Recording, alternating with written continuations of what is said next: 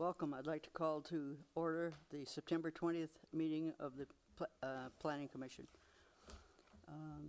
Ms. Monette, would you lead us to the pledge, please? I pledge allegiance to the flag of the United States of America and to the republic for which it stands, one nation, under God, indivisible, with liberty and justice for all. Roll call, please. Commissioner Koberstein, Present. Commissioner Sweeney, Here. Commissioner Monette, Here. Chair Kistner, Here. and Sarah Parker is absent. She's absent. She's in France. The next item is public forum. This is an opportunity for the public to address the commission on items of interest to the public that are not listed on the agenda. Because of restrictions imposed by the Brown Act, the commission may not engage in discussion nor take any action on matters not described on this agenda. Please observe the time limit of 3 minutes. Consent items. Members of the commission or the public may ask that any items be considered individual if their purposes considering alternative action for extended discussion or for public comment. Unless this is done, one motion may be used to adopt all recommended items. Excuse me. Do I have any one that wants to pull anything? I want to pull the minutes. Do I hear a motion to approve items 5 and 6? So moved. Second. Roll call.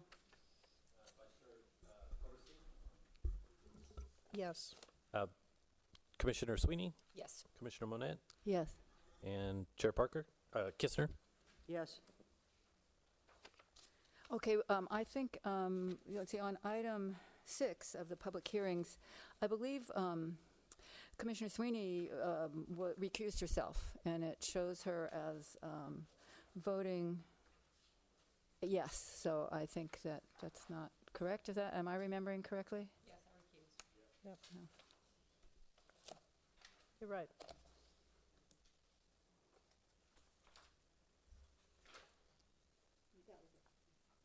Okay, do I hear a motion to approve the minutes as corrected? So moved. Second. Roll call. Commissioner Yes. Commissioner Sweeney, Yes. Vice Chair Koberstein, Yes. Chair Kistner. Yes. The next item is sign permits, administrative determinations. Item number 7, which is a sign permit for 1210 Grayson Avenue, and the applicant is Hugh Davies. May I have a staff report, please? Yes, thank you, Chair Kistner. Excuse me just a minute. Before we start this, I would like to let everyone know that the only thing on this agenda pertains to the sign permit. Nothing else should be, we cannot discuss anything else. Thank you, Chair Kistner. The applicant is requesting sign permit approval for new signage associated with the Davies Vineyards Winery. New signage proposed includes an identification sign on the primary frontage of the main building, 3 monument signs, and 1 incidental directional sign. Sign 1 is the identification sign that reads Davies Vineyards, would be located on the main building facade along Grayson Avenue. The sign would consist of approximately 16 inches and 5-inch raised letters cut from steel and would be backlit with halo-type illumination. Sign 2 is a monument sign near the site entrance that reads Davies Vineyards with adjustable open and closed panel. This sign is 5 feet wide and approximately 3 feet tall and would consist of letters cut out of a steel plate mounted on a solid wood slab with natural edges set on a stone base. The sign would be backlit illuminated with LEDs behind the steel plates. Sign 3 is a small monument sign identifying the service entrance located on the east side of the building along Grayson Avenue. This sign would be just under 4 feet tall and approximately 1 foot wide and would consist of a wood slab with carved lettering mounted on a steel plate set in concrete. Sign 4 is a 2 square foot single-sided painted wood sign identifying the service entrance access from Main Street. Sign 5 is an identification/directional monument sign in front of the building facade facing Main Street. This sign has been redesigned since the packet went out, and copies of the new sign design are on the dais and on the table in the back. This sign is single-sided wood slab with steel letters on top of a stone base that stands approximately 3 feet tall and 5 feet wide. Each of the proposed signs meets code-required development standards. Furthermore, the addition of the proposed signs will not create any new visibility issues. Staff feels the signs are well-designed, well-placed, and is in support of the application, and recommends that the Planning Commission approve the request for a sign permit in order to place the 5 new signs on the property located at 1210 Grayson Avenue. And I would be happy to answer any questions you may have at this time. Anyone on the commission have any questions? Yes, I have a couple questions. First of all, I recall that, and I could be wrong, so please inform me, that all the service, egress and access were to be off of Main Street. That none of the trucks and none of the service stuff was to be off of Grayson. So I am surprised that one of the service entrance signs is on Grayson. I just would like you, can you clarify that for me? I'm not aware of those stipulations on the project. Well, is the service entrance on Grayson for trucks or for cars only, or do you know? I don't know. Okay. Perhaps the applicant's here. Perhaps they can speak to it. But Yeah. I don't remember that being a part of the approval. The other question is, since this issue is under litigation, why are we looking at it now? Why aren't we waiting for the resolution of that litigation to see, because we don't know what's going to happen? Mr. Brown, please. Under the law, you are required to act on this subsequent permit.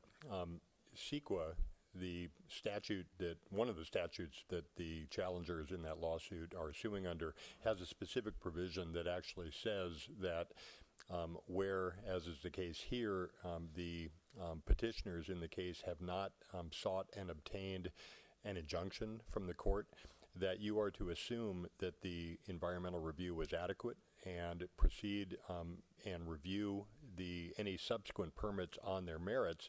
The statute also provides that the applicant, of course, here Davies Winery, proceeds at its own risk in going forward. Okay. In other words, there is a risk that a court would order them to remove any improvements that were constructed, but your task this evening is pretty clear under state law that you really are not allowed to continue this or delay your decision making on this permit pending the outcome of that litigation.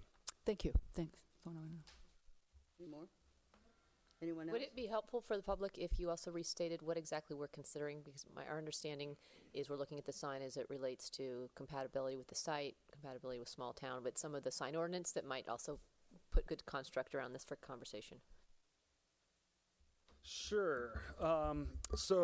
As stated in the staff report, the Planning Commission shall consider the compatibility of the sign to the site, the appropriateness of the materials and colors in relation to the project, the compatibility of the sign to the small town character of St. Helena, and the impact the sign may have on surrounding properties. The Commission shall not approve signs which obscure or detract from the architecture of a historic building or structure. Is that good? Okay. Thank you. Any more? I'm opening for public comment. Would the applicant like to speak?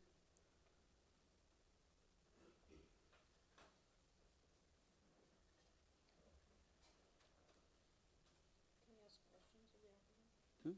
Can we ask questions of the applicant? Sure. I just have one question of the applicant. Could you maybe clarify the service entrance sign? What's actually going to be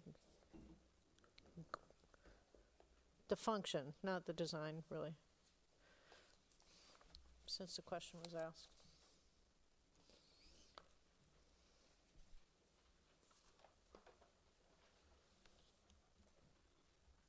Hugh Davies, the applicant in this case. So the service entrance on Grayson, understand that there's a building there, a tasting building.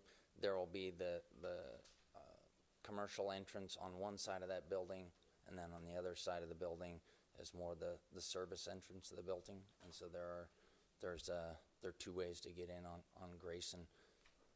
On the other side would be more the production entrance, if you will. Will the production vehicles be exiting on Grayson through the, is that part of what the sign is about, that it will be there for trucks as well as cars? At this stage, no. At this stage, there's just the Grayson building there that will have tastings, and there's an office there. And then on the east side of the building is the service entrance into the building, and there's a service driveway, if you will. And then on the west side of the building is more the commercial entrance into the building, and that's where the commercial entrance Right, I guess what I'm wondering is, I know that trucks are going to be coming off Main Street to come to the winery, Right. correct? Are those trucks going to be able to use that? Is that what the sign, they're going to be able to use that? Not at this time. Not at this time, but there's nothing on the sign that is going to indicate any restrictions, is that, or otherwise for that particular entrance. Yeah, it wouldn't be practical for a truck to go through that entrance. Would it be possible? I guess in theory, Okay, so In it could response- change. It could In change. response to that, all on-site circulation will be regulated as conditioned in the original approval, which went through full CEQA analysis and included a traffic report which addressed deliveries and circulation for vehicles using the production area of the use. And do you remember that, as I do, that no trucks were supposed to use the Grayson Street? I wasn't Exit for involved in egress. that decision. It was before my time, so I don't remember it, but I ensure you that the city will enforce all required conditions of approval on the project, including circulation. Well, okay, I'm not comfortable with that answer, but that's the answer, so thank you. Any more questions of the applicant? This service entrance sign, it's not illuminated, is it? It doesn't appear to be based on the plans. It's not backlit illuminated like the others. Correct. no, we're not looking to draw significant attention to that sign. Who will use it? The people who work in the wine tasting rooms, or what? I don't understand what its purpose, why it's there. There is in the back side of the building, there is a kitchen there. Okay. Additionally, there could be access to where we have refrigeration units on the back side of the production building. Okay. That's where the wastewater equipment is also located. So in theory, there could be. But imagine a building that has kind of a front entrance and a back entrance, and so the back entrance would be accessed more by employees and not by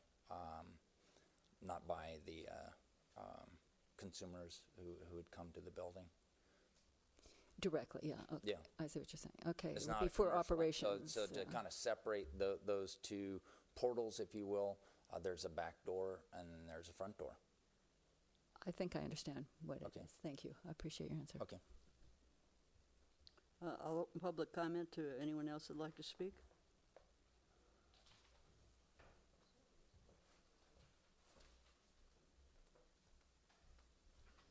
Hello, good evening. Susan Kenward, 2835 St. Helena Highway.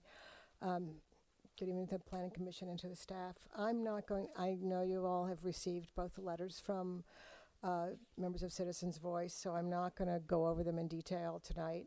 I heard Mr. Brown's legal reply. I'm just going to say that when it was not in our wildest dreams that you would try and pass the signage on this before it was ruled on. However, it looks like that you want to go ahead. We stand by the letter that we feel that the signage doesn't address safety and traffic issues, and we went into great detail in both those letters about why we didn't think they did. And we're going to use this opportunity to revisit safety and traffic studies that were handed into the city, and to that end, we just have hired engineers out of Auburn, MRO engineering company, to do a new report on safety and traffic, because I don't think that these signs, regardless of what happens in the court, address any of these safety traffic and parking issues that we have mentioned all along. Thank you. Thank you.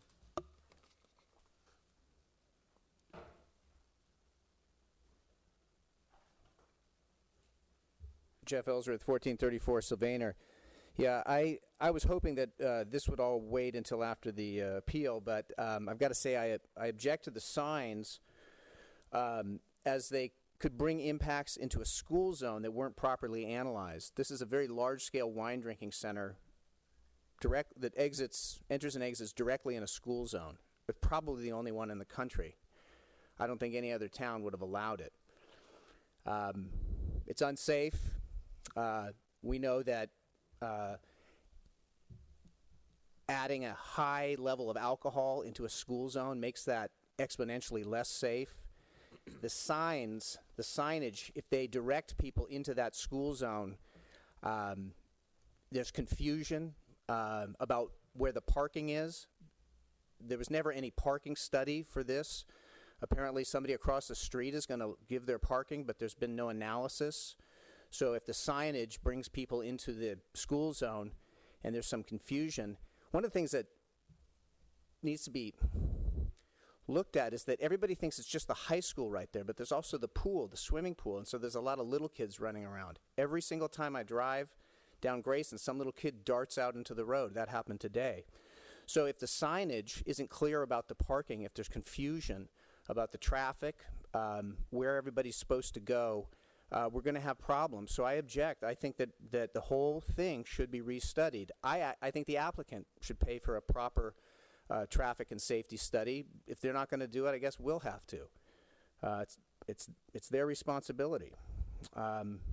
So I wish we would hold off till the appeal. If that's not going to happen, I'm going to submit this. I think we need to restudy the traffic and safety issues. This is critical. These are the children of the town. This is a winery drinking a center that exits into a school zone. It's not something to be proud of. Thank you. Thank you.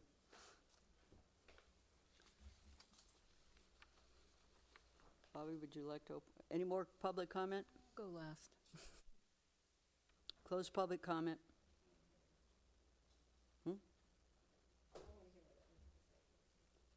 Mary, would you start? Sure. Keeping in mind that we've been advised that we have limited jurisdiction here, and I personally don't feel competent to address the traffic issues. My main concern when I initially looked at this proposal was the sign that was facing Main Street. I didn't think it complied with the standards at that point. It was a painted sign, not of the same quality and character as the other signs. And frankly, I would have had a little bit of difficulty with some of the standards on that basis. I mean, particularly the signs that face our Main Street, I think should have a character and quality to them that's consistent with everything else. So I was happy to see the redesign and also the fact that it was made a little bit smaller in the process. So considering what we are called upon to do here this evening, I don't have an issue with the package that's been revised. And I would echo Commissioner Koberstein's comments, especially around the sign on Main Street. Again, we're here to talk about these signs on this project and not to review the project in its entirety or to cast any opinion on prior decisions. Commissioner Monette? Well, I think that these signs are incomplete. I think they should include some kind of warning about the school in the zone and that there's a primary school. You know, I think they should have some kind of warning about to the drivers coming in and out to be careful they're in a school zone. So to my mind, they aren't complete, and so I can't support them. I think that would be a sign that would be up to the public to put on the public right-of-way. I would agree. And they're limited to the number of signs. The sign ordinance also limits them to 2 signs outside of the marquee signs. So I think they're addressing, what the purpose of the building is and where to drive in if you're a consumer and where to drive in if you're someone coming to service a dishwasher or whatever else you may be there for servants' interest on. So again, given the constraints of the ordinance and what we're here to do tonight, this is not about other extraneous signs that really deal with the street. Well, I wasn't saying that it would be required, but I think it is. I think they should have something on them, and particularly about parking too, because there are 17 places and they expect a lot of people. There's no signage as to where to go for parking, and no information about that. So I find those things lacking, even if they're not required. I think it. To my mind, I think that since it's a controversial issue and since it is there's public safety here at risk, I think it would be a very welcome gesture on the part of the applicant to accommodate the signs to address the safety issues in some sense and the parking issue. That's just my personal opinion. I'm not saying they're required to, but that's how I feel. All right, I agree with just with what Commissioner Sweeney and Koberstein said. I like the signs. I think they're nice looking signs. I think if we need to address the safety, that will come out. Which should come out in a traffic study, and I think it's already been done, if I recall correctly. So I would be in favor of approving this project now. So do I hear a motion? Yeah, I'll move that we approve the sign package as amended with the revised sign 5. Second. Commissioner, Vice Chair Koberstein, Yes. Commissioner Sweeney, Yes. Commissioner Monette, No. Chair Kistner. Yes. Our next item is the administered determination at 1320 Main Street. Mr. House, would you like to? Thank you, Chair Kistner, members of the Commission.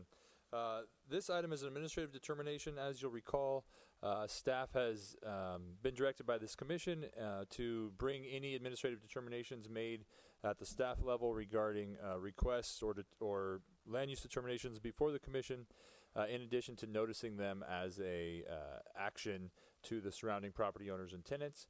And so this item is on your agenda. So on the 13th of this month, our department made a determination that a request to allow multiple individual restaurant tenants to operate from 1320 Main Street under the current restaurant use permit was consistent with that use permit, which allows a 72-seat restaurant for indoor seating and 8 additional outdoor seats to operate on the location. And this determination is based on a finding that the proposed use is consistent with the allowances and limitations of the existing use permit governing restaurant uses on the property. Essentially, the applicant's requesting to operate a variety of eating and drinking establishments, so a cafe, a coffee shop, wine bar, and etc., within the former La Condesa space, meeting all requirements of the use permit that approved restaurant operations for 1320 Main Street. Staff reviewed this request, did not identify any change or expansion in the approved use. It's kind of an example would be, whether you got ice cream and coffee and a steak from one property owner, or ice cream, coffee, and a steak from or one restaurant owner, or from multiple restaurant owners, the services you get from that facility are all the same, and there's no intensification just because they're being proposed or kind of run by separate restaurant owners. And so given that there's no expansion in the number of seats, the floor area, the scale of food and beverage services offered from the facility, increases in water, sewer, traffic, or noise identified by staff, staff recommends or did make the determination that it was not an expansion in use and approved the requested determination to allow restaurant use to continue there as governed by 2 existing use permits which are identified in the determination. So just for my own understanding, there would be still one overarching use permit, and vendors, for lack of a better term, could come and go, and they would be by right within that existing use permit. As long as they did not deviate from the requirements of that use permit or expand beyond the allowances of that. And the use permit, definitions within what they're offering for sale, provided it's within food service, wouldn't matter. That's exactly right. And that's under the current state. So La Condesa was a certain style of meal. They closed down. If a different type of restaurant were to go in there, they would be seen as a restaurant use. Right. So it didn't approve a Italian restaurant, for example. It approved a restaurant use, and what type of restaurant that was is inconsequential to the use review or question. And actually, the use permit that allows restaurant at that site was for a former restaurant called Stomp, and La Condesa moved in under that allowance. So it's an example of a continued It also had a, which I think was interesting. It has a provision that they can't duplicate each other within the new setting, so that whoever would come in couldn't be another gelato place or couldn't be competing with one of the other, or reproduce what they're doing. So that seems to at least be a way of keeping a variety of offerings within it. I have a question. Do these separate, this is like a food court, basically, in my view. Baby Oxbow. Do they have seats? So How the did you applicant, determine the seating? Where'd you go? the applicant was here just a moment ago. How it was described to me is, and there was a floor plan provided in there with their submittal, and I did not include it in the information I provided to the commission. But how it was provided to me is, or explained to me, is that there would be a variety of kind of mini kitchens, or not mini kitchens, but mini kind of stations where you would go, similar to a food court, just exactly how you described. So one would have gelato, maybe a wine bar, and they may have a couple seats right up against the counter there, but then generally seating would be communal within the middle, so that way, if you wanted a slice of pizza and I wanted a cup of coffee, we could both get our needs, but then still sit together. I thought that was kind of described under the description, Mary, about halfway down. 32-seat restaurant, 10-seat cafe, and they're going to share. So the seats were assigned to each use or each element of the use, but the floor plan generally showed it would be somewhat communal. But that hasn't been formalized yet. They didn't spend a lot of time on a design until they had the determination. And is there any issue with somebody picking up a gelato or something and carry out versus consuming it on the premises? So there are some limitations in the zoning code regarding counter ordering and counter service. They would be subject to those limitations if they chose to operate that way. Do you know what they are offhand? I don't have the zoning I didn't code realize that. limitations memorized. Okay. Oh, you don't? Okay, I'll look them up. And the applicant's representative is here if you have any additional questions. Yeah, can you talk about the takeout and what from your perspective is going to be allowed for people ordering takeout? Or will most people who are going there be sitting there, or is that even been an issue? The concept is for food to be served there. Okay. But we wouldn't prohibit takeout. Any other question? All right, thank you. We'll go on to the next item. Oh, aren't we going to discuss it? Oh, we're not going to discuss it. It's a determination. He's just Can I say keeping us something in the about it? loop. It What doesn't I mean, require it's- any issue or any action by the planning commission. It's an informational presentation, but. But I really think it's a great project. It's a great idea. I did have something to put out there, though, and I don't think it matters so much at this location, but I noticed the times for starting work are 7 to 5:30, and the other is 7:30 to 5. And I know for leaf blowers and other noise-generating projects, including construction, it's usually 8. And I was just wondering, I don't think the neighbor issue is that important in this particular case, but I was just wondering about that, and I wanted to either ask you for now, if it makes sense right off the top of your head why there's that difference, or if we could look into that some other time. So the use permit specifically set hours, so that's one of the limitations that was identified in the use permit, which allowed the Stomp restaurant. This is for construction activity. So Yeah. construction activity, the code says 8 to 5, but you can do setup, breakdown, cleaning of equipment, and deliveries of material for 1 hour before that and 1 hour after that. So 7 to 8, you're allowed to do deliveries and cleanup and breakdown. Similarly, 5 to 6, you're allowed to do that. Okay, well, I have some problem with that, but it isn't stated that way, and I was wondering, I mean, this has nothing to do with this, but I would like to bring that up at a later time. So you're reading a condition in the existing use permit that was approved previously in 2010? No, it says here that it will be limited, let's see, the noise generation will be able to start from 7 to 5:30. And you just explained why. I thought it was 8, and I have a problem with the noisiest part of construction, which is the trucks bringing in things and dumping them on the ground, being able to stop an hour earlier. But that's the ordinance, and that's for another time. But I just wanted to throw that out there and to clarify. So thank you for clarifying. All right, now we're into public hearings, and the first item is item number 9, the Sutter Home Winery Demolition and Design Review at 100 Main Street. The applicant is Ty Taylor. Can we have a staff report, please? Thank you, Chair Kistner. As you mentioned, the item before you tonight is the Sutter Home Demolition and Design Review application at 100 Main Street. This is the Sutter Home Winery production side of the winery, not the visitation side.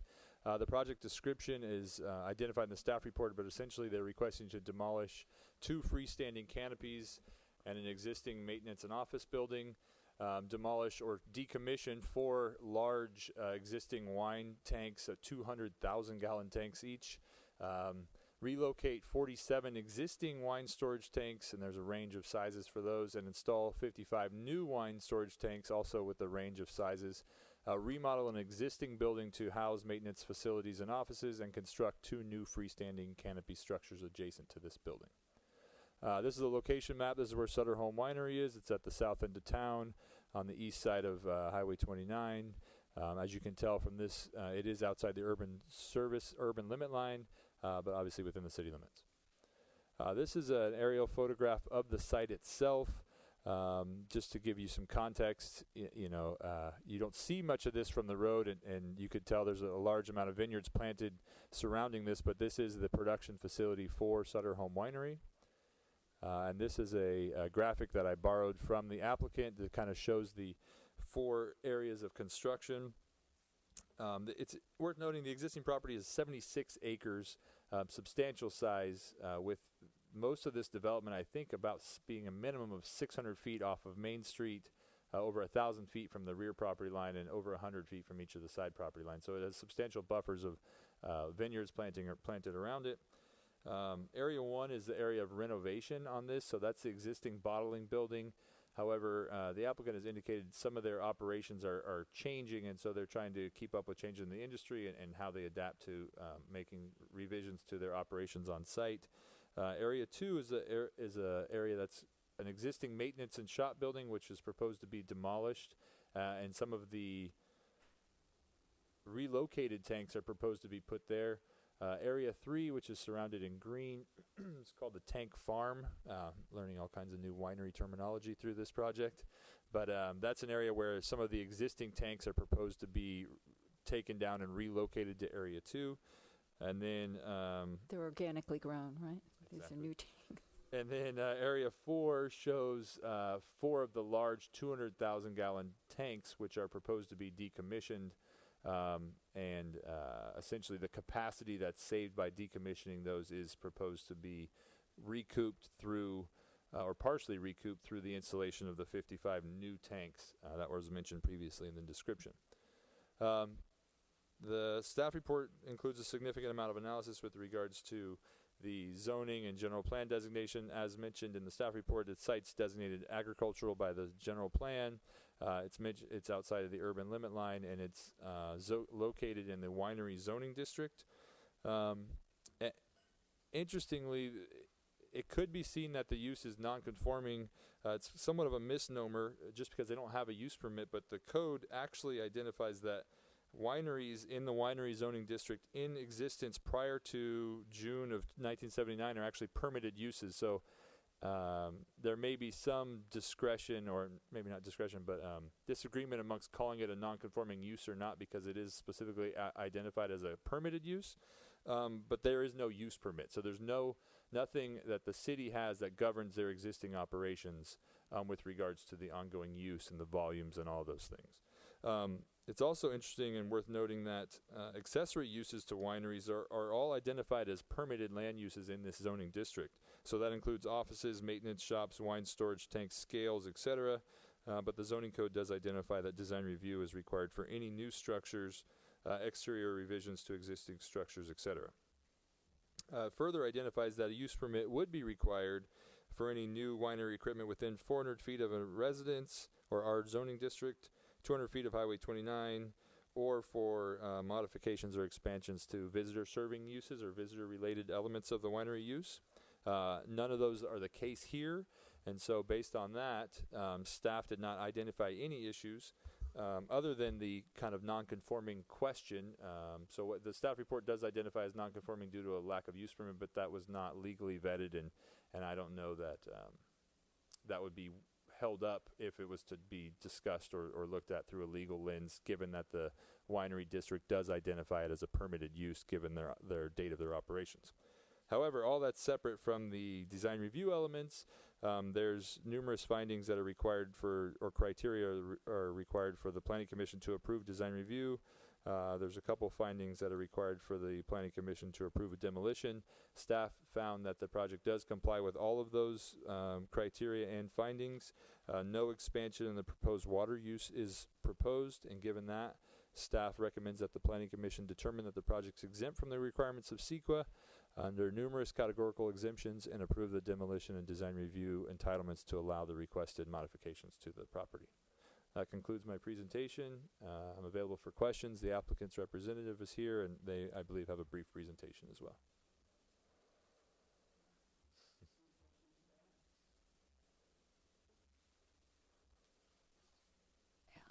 I'm gonna-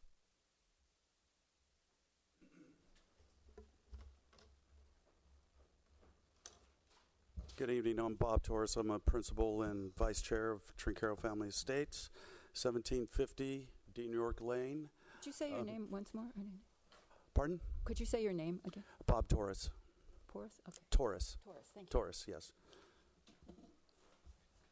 Trincaro Family Estates, which is Sutter Home. So that's just clarity there. So I know you have a big packet in front of you, or at least I think you do. We didn't want to give you too much.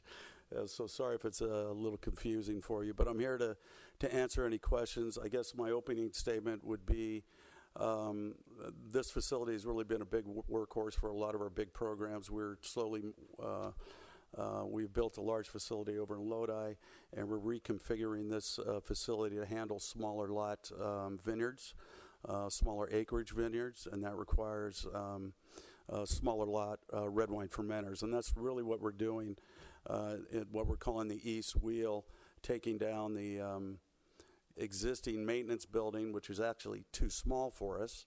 And when we moved our bottling line to West Side, which is in Lodi, that gave us a building available to be able to expand that, along with a few other of our departments in there, housekeeping and hospitality storage and things like that. So it's really a reconfiguration of it's of a large facility, but we're really downsizing it in terms of the size of the tanks and our ability to handle smaller lots of fruit. So that's kind of where we're at.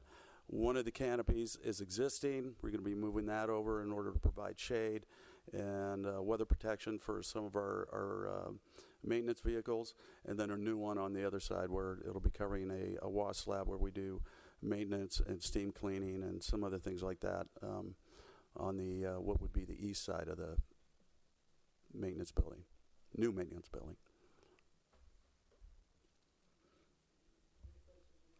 I have a question. Do you anticipate any change in your traffic as a result of the change in operations, either the volumes or the times of day? No, compared to what we've done in the past, we have less traffic. We've been moving, just moving the bottling line alone was a huge reduction in the amount of traffic coming in there. So that was a 1.5 line, 1.5. We were doing 6 million cases of wine on that facility, that line. So the traffic associated with that is no longer there. Okay, thank you. Mm-hmm. Well, when I read this report, I felt like Alice after she took the cookie that made her really little, because it is so unbelievable what you guys do. I support what you're doing. It doesn't impinge on anyone or traffic or anything.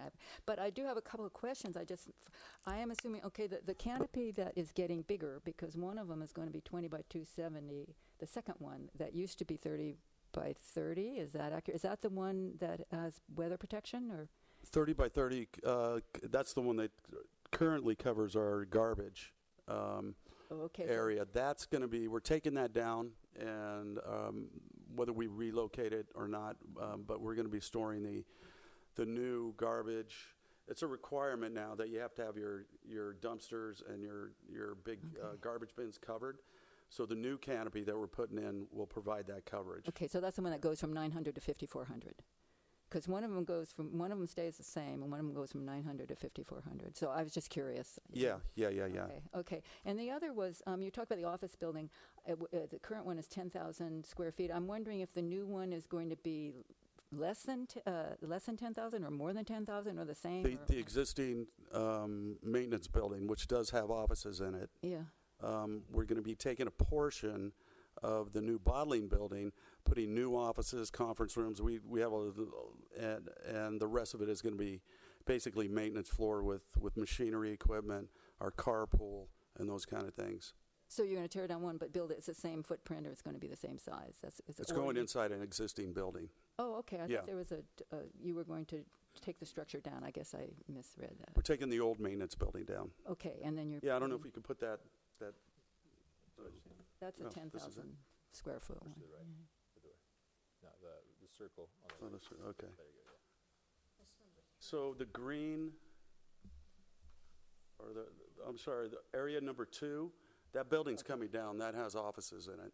Okay. And then the activities in there, maintenance, are going over to area 1, which is an existing building. Oh. Okay? So we're just basically moving our So maintenance you're not going to department. build another. We're not building a new Oh, one. okay. You're just All putting right. your smaller fermenter tanks. And the only thing, there, and then right? on the west side, we're going to move an existing canopy that's on the existing maintenance building, and then on the east side, right in here, this doesn't really show up, but on the east side, the right side of the area 1, we're putting a brand new canopy along that, Okay.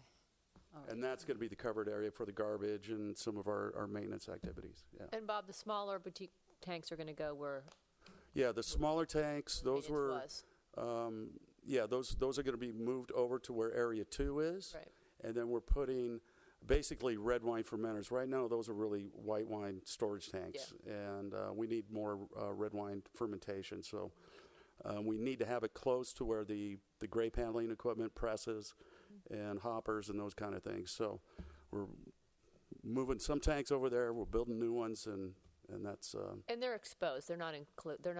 They're structure. exposed, yeah. Pretty much all our tank farms, as you can see, are exposed. So Too bad you can't get them to grow. It's amazing. Wow. That's all I can. Yep. You're welcome. No, thanks.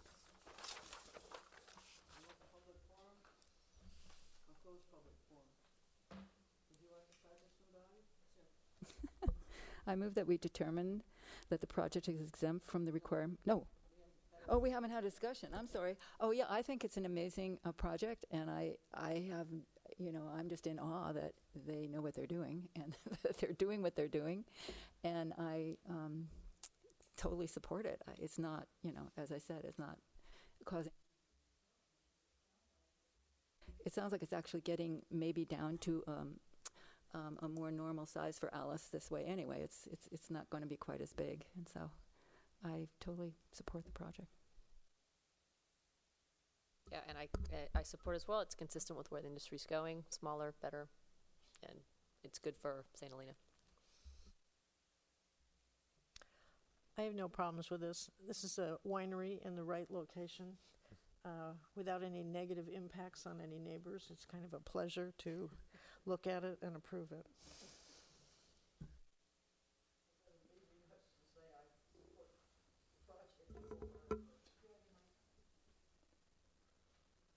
I think they can hear me.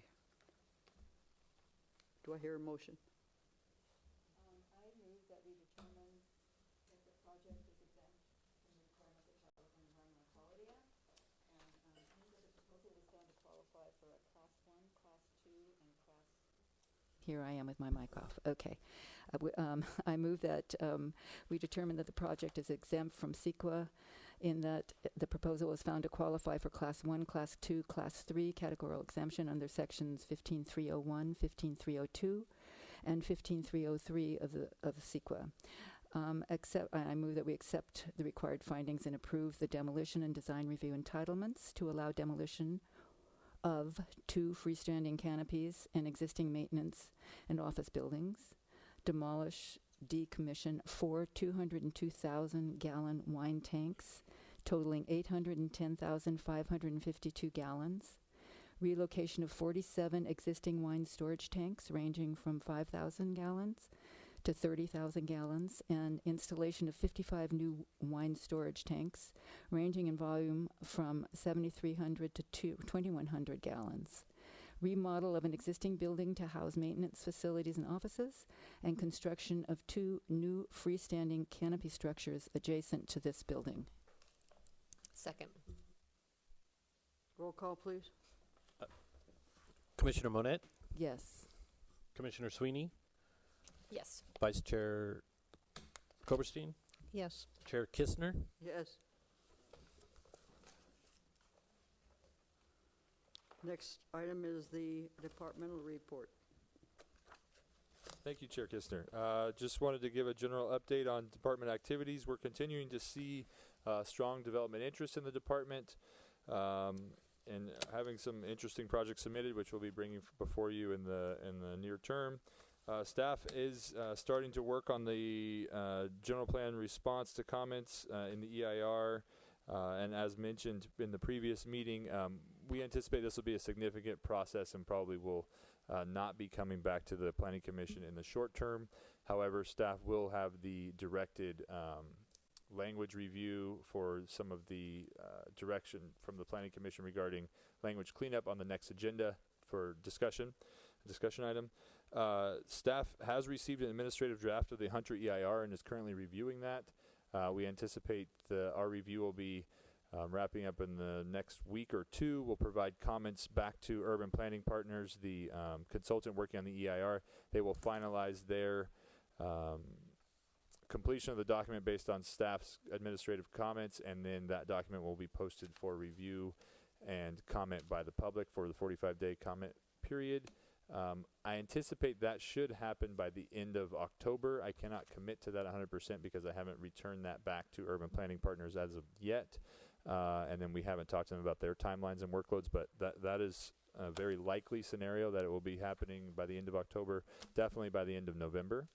So that's ongoing. And then just a reminder to the Commission and the public, staff did receive responses to the RFPs that were sent out for development of the City Hall property and Adams Street. We have a conceptual presentation of the responses we received scheduled for review, or at least a presentation to the City Council next City Council meeting. So that's the 27th of this month.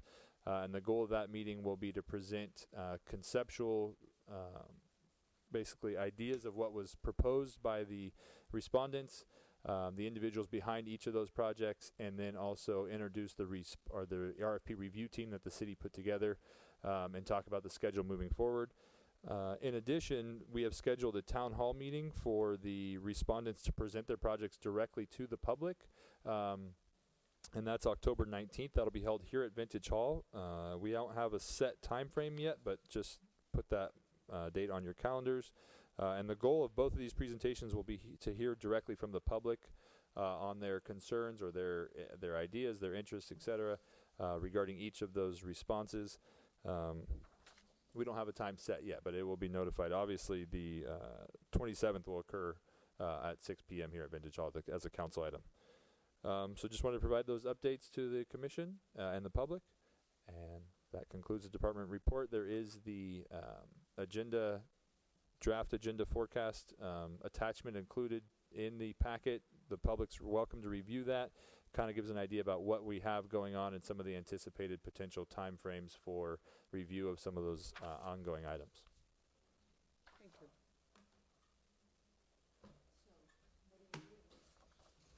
Meeting is adjourned.